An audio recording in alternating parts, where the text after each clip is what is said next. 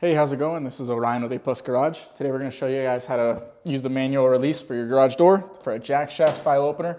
This is for a LiftMaster specifically, but they're all pretty universal as far as jack shafts go.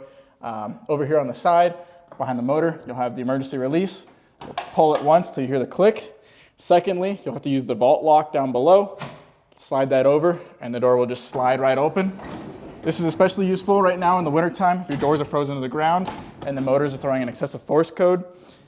With the excessive force codes, it'll set the motor limits off. And then once you're at the top, you want to keep it held up and pull the release again to lock it back in to hold itself up. The other style that's pretty common is on the overheads. Okay, so for most standard overhead openers, you're going to have the emergency pull cord up above. You just want to be careful when you're doing these styles. If the broken springs or any of that sort of stuff, the door will come down hard. So you just want to keep a hand on it, pull the release back, and slowly let it go. Once the door is released, to get it back latched on, there's two positions on the latch. The down and out position is unlocked, and then slide it back in, and you can lock it back up, and it'll hold itself there.